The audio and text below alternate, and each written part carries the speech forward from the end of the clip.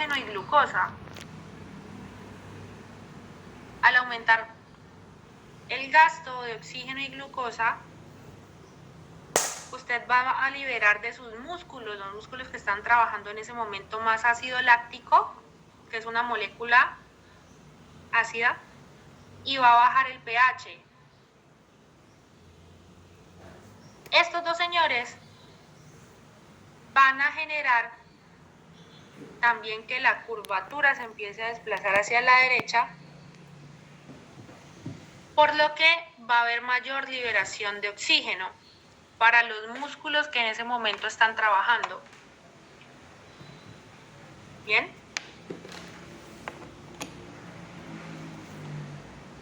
Bien, entonces, ¿dónde vemos también este proceso de desplazamiento de la curvatura hacia la derecha cuando hay hipoxia?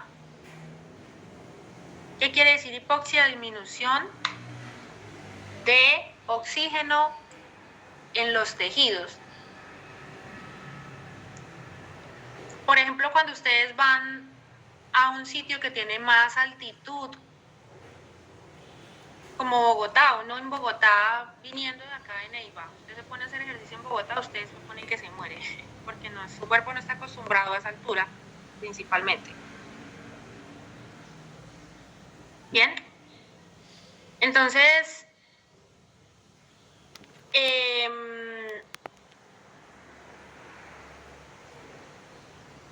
los eritrocitos aumenta por un proceso de glicólisis la producción de un subproducto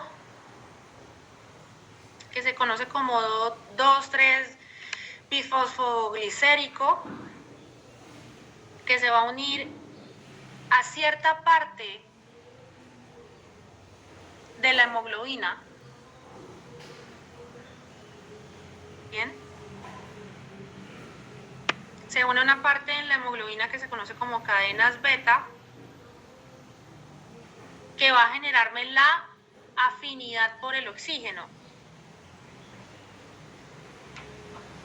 Entonces, cuando hay una mayor altitud, se genera hipoxia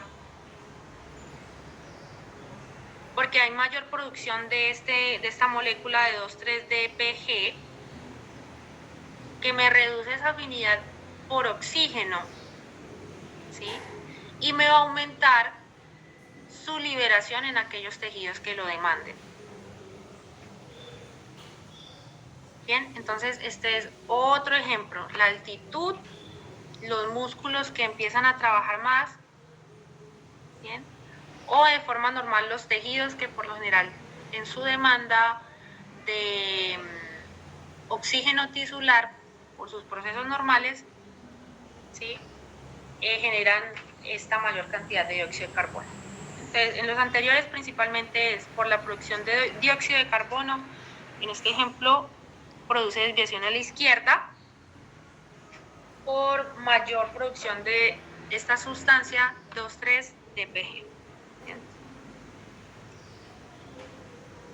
Bien, el desplazamiento de la curvatura hacia la izquierda. Bien, hay mayor afinidad por el oxígeno. ¿Qué quiere decir mayor afinidad? Pues que el oxígeno se liga más con la hemoglobina, o sea, la hemoglobina no suelta tan fácil ese oxígeno hacia los tejidos. Bien, en el desplazamiento hacia la derecha tiene baja afinidad por el oxígeno, o sea que suelta más fácil el oxígeno. Aquí en el desplazamiento de la curvatura hacia la izquierda, la hemoglobina se une más con el oxígeno y le cuesta más soltarla. Bien, entonces eso pues ¿qué vamos a ver? Pues que la liberación de ese oxígeno va a ser baja, y por ende esa P50 también va a ser más baja. Bien.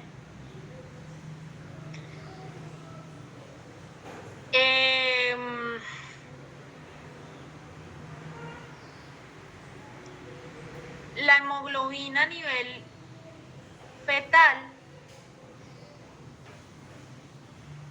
bien, tiene una mayor afinidad que la hemoglobina adulta. Bien, pues porque el feto a la final no tiene tantas necesidades metabólicas como si las va a tener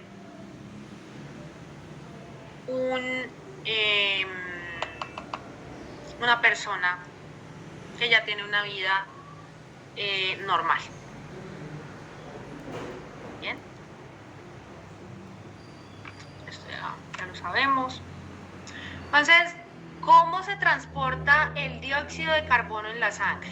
Ya vimos cómo se transportaba el oxígeno, que era simplemente 98%, 98% a través de lo que era la unión con hemoglobina y solo un 2% a través de la sangre, disuelto en la sangre. El dióxido de carbono se transporta por tres formas. Uno que va a ser disuelto en la sangre. Bien, el dióxido de carbono es mucho más soluble en la sangre que el oxígeno. Bien, un 5 o un 9% se puede transportar disuelto en la sangre a comparación del oxígeno, que solamente lo hace el 2%.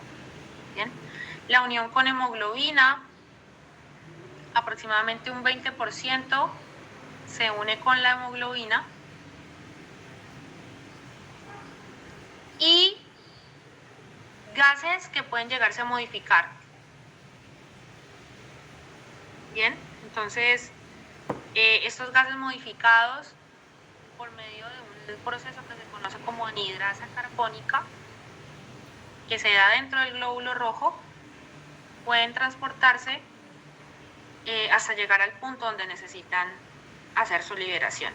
Bien, que va a ser el alveolo, ¿no?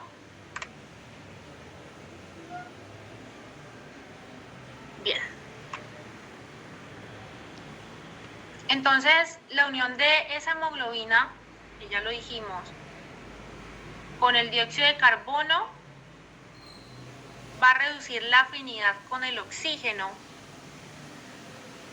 y eso va a hacer que ese oxígeno, ¿sí?, pueda ser más fácilmente liberado. Y una vez que se une y se reduce la afinidad de la molécula de oxígeno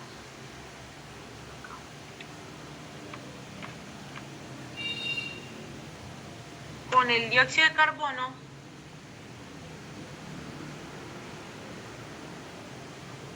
vamos a hacer acá este dibujo. Entonces tenemos acá una molécula de oxígeno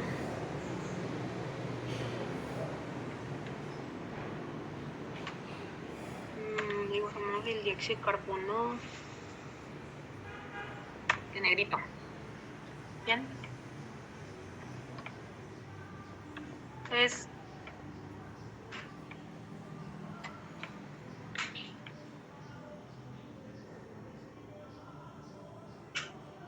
en un sitio donde hay mayor concentración de dióxido de carbono, una vez ese dióxido de carbono se une con la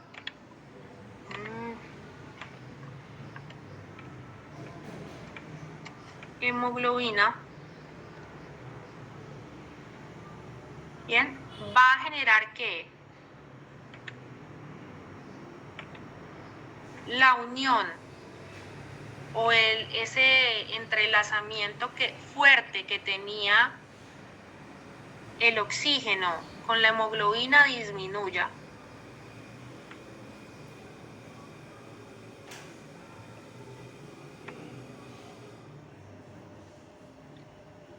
Bien, pero va a hacer que la unión o la afinidad que tiene la hemoglobina para el dióxido de carbono aumente.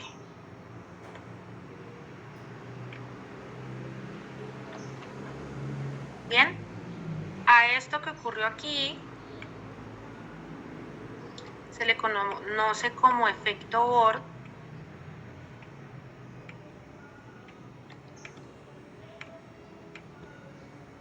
Y a esto que ocurrió aquí se le conoce como efecto Aldano, con H. Bien, que porque en un sitio hubo mayor cantidad de dióxido de carbono y ese dióxido de carbono se unió con la hemoglobina, bien, hizo que la unión entre hemoglobina con oxígeno disminuyera. Bien, o sea, ya no coge tan fuerte ese oxígeno. Pero sí aumentó la unión, empezó a agarrar más fuerte a este dióxido de carbono, aumentó su afinidad por dióxido de carbono. Bien, entonces esto es lo que conocemos como efecto Aldano y esto es lo que se conoce como efecto Bohr.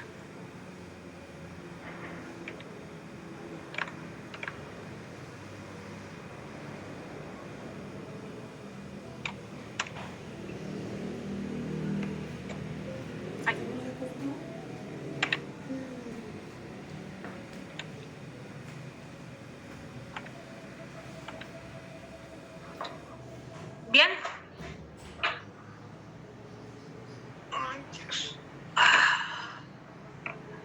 Entonces los tejidos producen dióxido de carbono.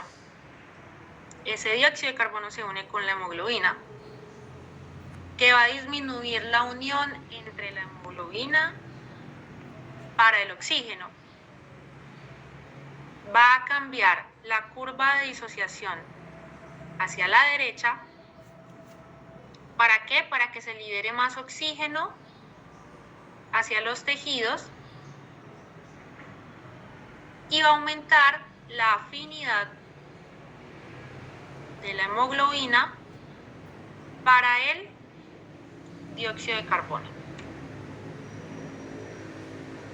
Bien, hay una forma en la cual se transporta la mayor cantidad de dióxido de carbono. Si vimos acá disuelto, eso es 5 al 9%, unido con hemoglobinas el 20%, pero la modificación de gases, ¿sí?, principalmente se da el 70% del transporte de eliminación para el dióxido de carbono. Prácticamente toda la mayor cantidad de dióxido de carbono se elimina por este medio modificado. Bien, entonces este señor se modifica químicamente con una molécula o sustancia que se conoce como bicarbonato. Bien, ¿y cómo lo hacen? Aquí está explicadito.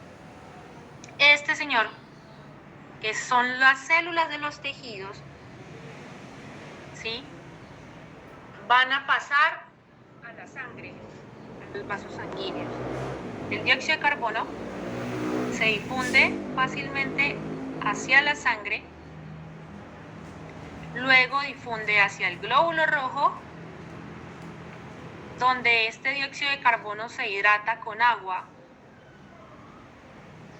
y por medio de la acción de la anhidrasa carbónica se va a convertir en una molécula de ácido carbónico que se va a desdoblar en una molécula de hidrógeno, ¿sí?, o un hidrogenión y un ion de bicarbonato. Bien, entonces ese ion de bicarbonato se va a intercambiar por medio de un intercambiador de proteína que tiene el glóbulo rojo con cloro. Entonces saca una molécula de bicarbonato y permite el ingreso de cloro dentro del glóbulo rojo. Bien. Y ese hidrogenión se permanece dentro del glóbulo rojo porque se unifica, bien, con la hemoglobina. Bien, entonces ese glóbulo rojo ya viajó a través de todo el sistema circulatorio hasta que llegó por fin a los capilares alveolares. Bien, puede suceder o que el bicarbonato que se soltó acá viaja solito, suelto, disuelto en la sangre a través de la circulación sanguínea hasta alcanzar al capilar alveolar, o sufre otra reacción acá con el glóbulo rojo. Bien, entonces cuando se unifica acá con el glóbulo rojo este señor, ¿qué es lo que va a suceder? Vuelve este intercambiador, ¿sí? Y el cloro que había agregado acá, el cloro que había permitido ingresar dentro del glóbulo rojo, lo saca y permite el ingreso de bicarbonato. Entonces, ese bicarbonato se va a unir con el hidrogenión que estaba unido con hemoglobina, ¿sí? Entonces, hidrogenión más bicarbonato por medio de la reacción de la anhidrasa carbónica, ¿sí? Nuevamente forman ácido carbónico que se va a dividir en dióxido de carbono y agua. Ese dióxido de carbono, como difunde muy facilito entre los tejidos, sale el glóbulo rojo, pasa la sangre, atraviesa la pared del vaso sanguíneo, atraviesa la pared del alveolo y sale a través de todos los componentes respiratorios que hay. ¿Bien? Entonces, al disminuir esa cantidad, bien, pues volvemos y tenemos acá las presiones parciales. La presión parcial de oxígeno acá es más baja que acá. Entonces, ¿qué va a pasar? Como la presión parcial de oxígeno acá es más alta, ese oxígeno, ¡pum!, pasa a la sangre, se une con hemoglobina y sigue su camino para ir a empezar nuevamente ese ciclo. Bien, entonces esos son los medios de transporte, el principal medio de transporte que tiene el dióxido de carbono. Bien, entonces ya sabemos, principal medio de transporte de los glóbulos rojos para el oxígeno o del oxígeno es la unión con hemoglobina en un 98%, y el principal medio de transporte del dióxido de carbono es gases modificados, bien, en la transformación del proceso de anhidrasa carbónica. Disculpen. Bien. Entonces, vamos a ver ya la parte nerviosa de lo que es la respiración. Entonces, el proceso de respiración puede ser voluntario e involuntario. Ustedes, cuando se dan cuenta que están respirando, son conscientes de su respiración, pueden hacerlo de forma voluntaria. Yo puedo decir, voy a parar de respirar por cierto tiempo, ¿sí? Voy a empezar a respirar más rápido, ¿bien? Pero también lo hacemos de forma involuntaria. O sea, en el transcurso del día uno respira y no se da ni cuenta. Bien, y eso es gracias a que hay una parte que controla la respiración de forma voluntaria, que se encuentra en la corteza, y un control involuntario que se encuentra acá a nivel del tronco encefálico. Bien, tenemos dos tipos de neuronas a nivel del bulbo encefálico. Bien, uno es acá a nivel de la protuberancia, y estos señores envían impulsos para activar neuronas motoras, bien, a nivel de la médula espinal, sobre todo en la región cervical y torácica. En la región cervical va a inervar, como ya dijimos anteriormente, al diafragma, bien, a través del nervio frénico, y la región torácica a través de las ramas intercostales, bien, hacia los músculos inspiratorios, o sea, los intercostales internos, bien, y externos.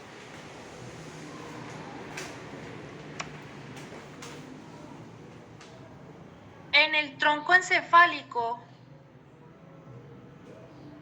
bien, aquí es donde se da principalmente el control de la cantidad de ventilación que uno va a generar, ¿sí? Para mantener constante que a la presión parcial de oxígeno y la presión parcial de dióxido de carbono.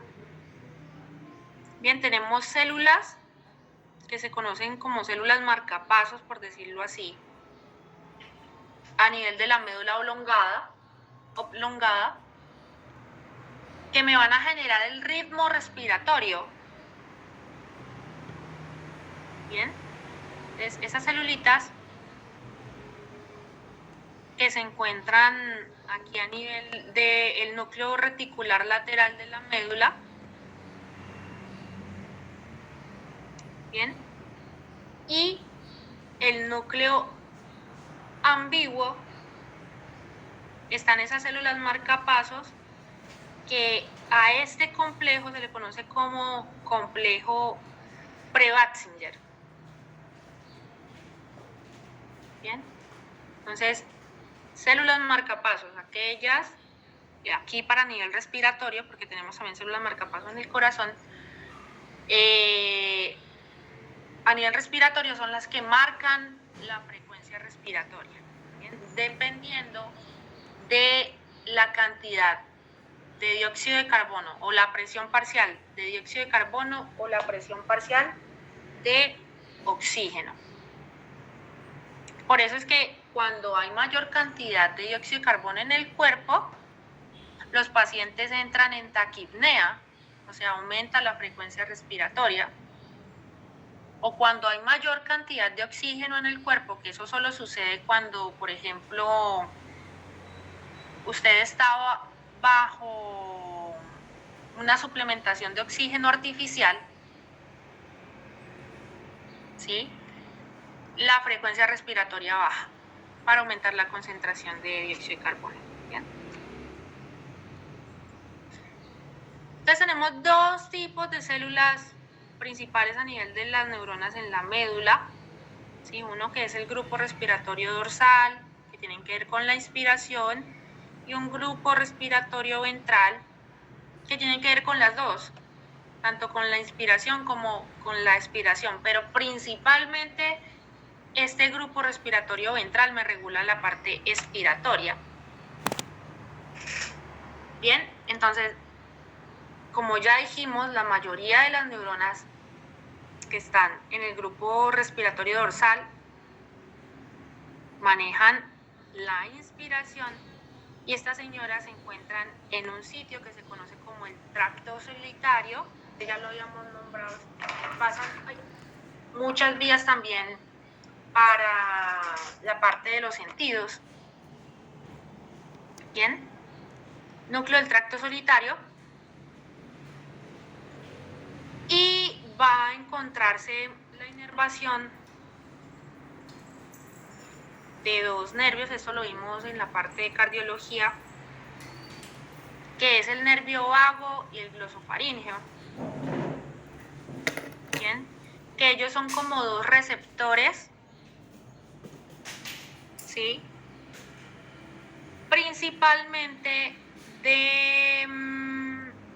ellos son varoreceptores, en que uno lo encontramos acá a nivel del arco aórtico y otro a nivel de las carótidas externas.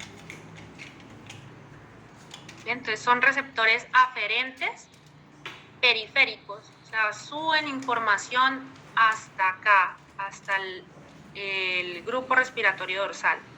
Captan en sus zonas donde se encuentran información y se la llevan aquí al grupo respiratorio dorsal. Bien, para saber si debido a esos cambios aumenta o disminuye la frecuencia respiratoria. Bien. Entonces, ¿qué sucede acá con estas neuronas del grupo ventral? Están divididas en dos, en una parte que se conoce como núcleo ambiguo y otro núcleo retroambiguo. Dijimos que manejan tanto la parte inspiratoria como expiratoria, pero principalmente la expiratoria. La expiración por lo general es pasiva, ¿sí? Y está dado, ¿por qué? Porque tal cual como un elástico, cuando yo dejo de estirar el elástico, él vuelve solito a su forma. Entonces lo mismo le pasa al pulmón. Cuando él se extiende, cuando se llena de aire, pues él también vuelve a recuperar su forma después de ese proceso de distensión, sin necesidad de que haya que ejercer fuerza, ¿sí? De forma pasiva. Entonces, a veces puede pasar que nosotros necesitamos hacer esfuerzo para poder expirar. Necesitamos un impulso adicional para poder sacar el aire de los pulmones. Y es allí cuando este señor, el grupo respiratorio ventral, tiende a generar su efecto. Bien.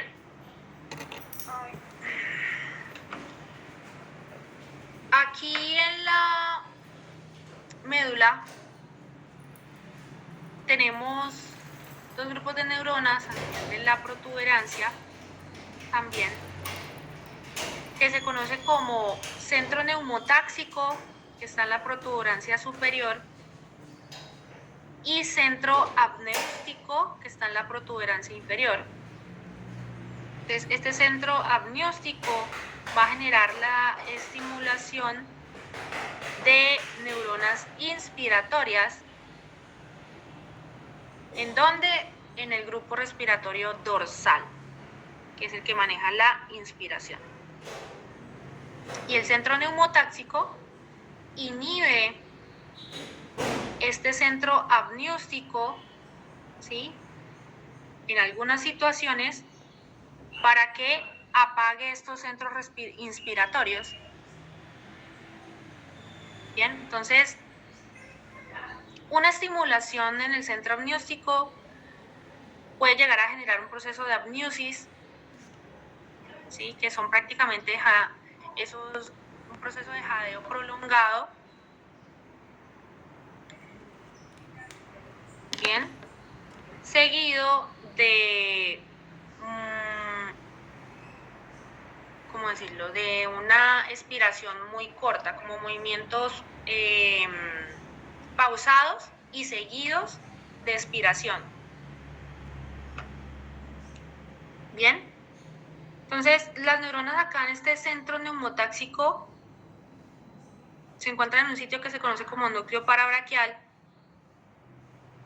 Este señor apaga el área inspiratoria, por lo que la inspiración pues se va a ver limitada, ¿sí? Acortando el ciclo respiratorio. Si alguno de los dos, tanto expiración como inspiración, pues se vuelve más corto, pues el ciclo respiratorio va a ser más rápido. Y eso me va a generar un aumento de la frecuencia respiratoria. Bien, este señor va a controlar tanto la frecuencia respiratoria que ya acabamos de decir, como la profundidad de la respiración. Bien, cuando este señor está inhibido, de acá, el centro neumotáxico, está inhibido, pues la respiración se va a volver más profunda y va a disminuir la frecuencia respiratoria. Que eso es lo que ocurre cuando estamos durmiendo, ¿cierto? Que uno respira mayor cantidad de aire, por decirlo así, ¿sí? La respiración se hace más profunda y la frecuencia en la cual nosotros ingresamos aire se vuelve más lenta. Sí, si digamos de forma normal, un ejemplo, en el día nosotros tenemos 10 respiraciones por minuto, durmiendo tendremos 5. ¿Ya? O cuando este señor está activo y me inhibe aquí este centro amniótico, ¿bien? ¿Qué es lo que va a suceder? La respiración se vuelve más rápida. Y si usted respira más rápido, pues la profundidad de respiración no va a ser tan profunda. ¿Bien? Es como ver un animal jadeando. ¿Bien? La cantidad de aire que entra, por decirlo así, no es tanta, pero se ve compensada por la frecuencia cardíaca, frecuencia respiratoria, disculpen, que es más rápida. ¿Bien? Eso es lo que va a ocurrir aquí con estos dos señores. Bien, esos centros que acabamos de ver pueden estar dados por ciertos estímulos, pueden cambiar su acción por ciertos estímulos. Bien, que vimos que están recaptados por ciertos receptores a nivel periférico. Entonces tenemos receptores no químicos y receptores químicos. Entonces, los no químicos pueden estar causados por receptores de estiramiento a nivel pulmonar o por propios receptores, propiocepción. Y los químicos pues, ya son captados a través de quimiorreceptores que pueden ser centrales o periféricos.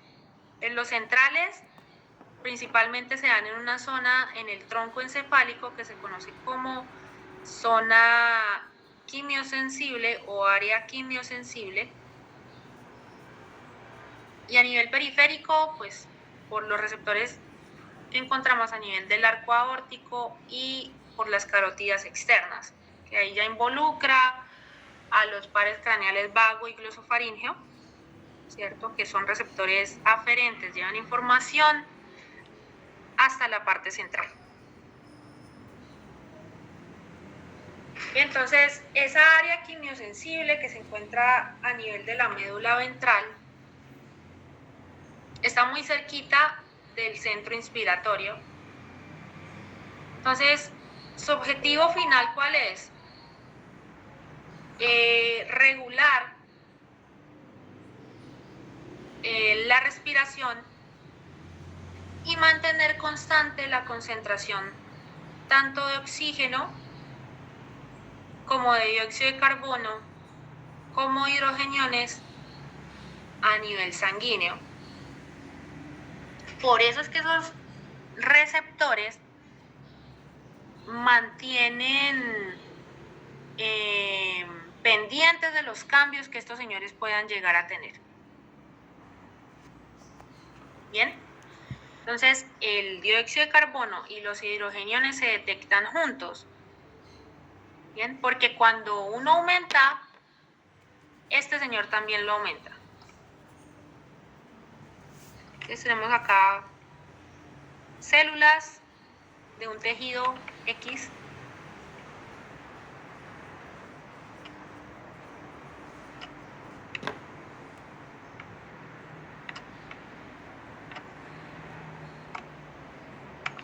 Bien. Que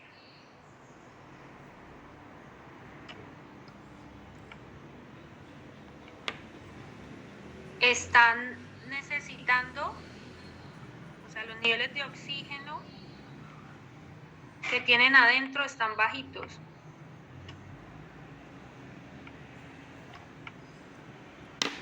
Ya gastaron la energía que tenían y los de dióxido de carbono aumentan.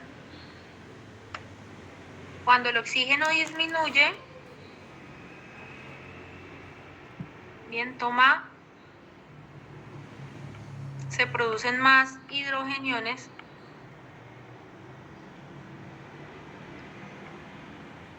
y se produce más dióxido de carbono.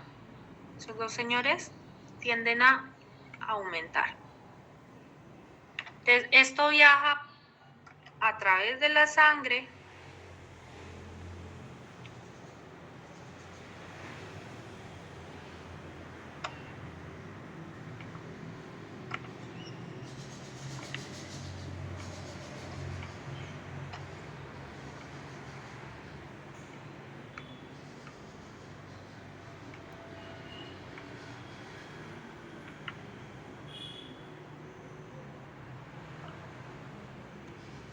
hasta los centros quimiorreceptores, y por eso es que estos dos señores siempre se detectan juntos, porque cuando aumenta este también aumenta en los tejidos.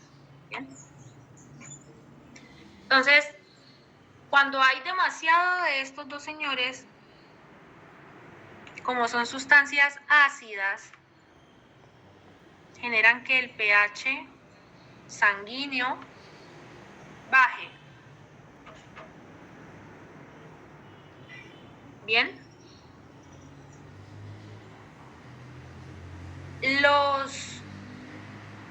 Estas dos moléculas, tanto de hidrogeniones y dióxido de carbono, se detectan en quimiorreceptores centrales. Bien, el oxígeno con este señor, no. El oxígeno se detecta a nivel de receptores periféricos.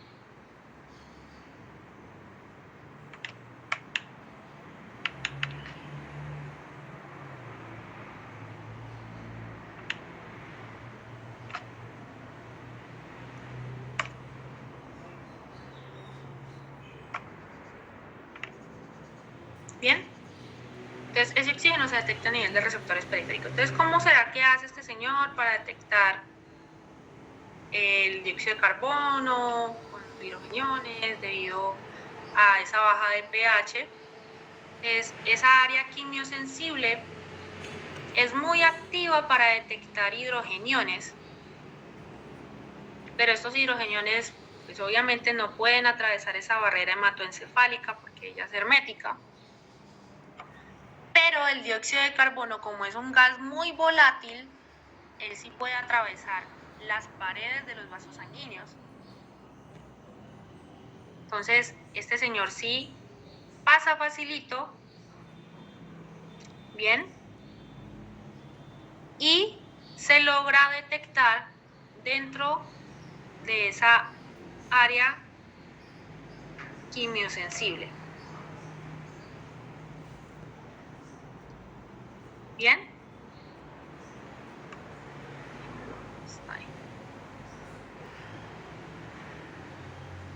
Entonces, ¿qué sucede con esos hidrogeniones? ¿Cómo será que ingresan? Ellos ingresan por medio de las reacciones de anhidrasa carbónica. Bien. Para que puedan llegar a ser detectados. Si se acuerdan, el dióxido de carbono se une con agua, esa agua forma ácido carbónico, ese ácido carbónico después se desliga, puede formar hidrogeniones y nuevamente dióxido de carbono. ¿Bien? Entonces, de esa manera pueden llegar a esas áreas quimiosensibles para poder llegar a ser detectados. ¿Bien? Y los periféricos, que esto ya conocemos un poco y vamos a dejarlo de una forma muy resumida. Bien, los periféricos pues tienen su ubicación en el arco aórtico y en las carótidas externas. ¿Bien? Entonces, a través de estos nervios aferentes, o sea, que suben información hasta el centro inspiratorio, bien, en el grupo respiratorio dorsal de la médula, van a estimular para que aumente esa frecuencia respiratoria. Vamos a dejarlo hasta ahí. Bien, muchachos, entonces creo que ya las diapositivas están en la página de Corwilla. Bien, para que las estudien. Nos vemos entonces el próximo viernes con el siguiente tema. Bien, recuerden que el parcial quedó dispuesto para el 2, vienen dentro de 8 días. Bueno, feliz día, aprovechen.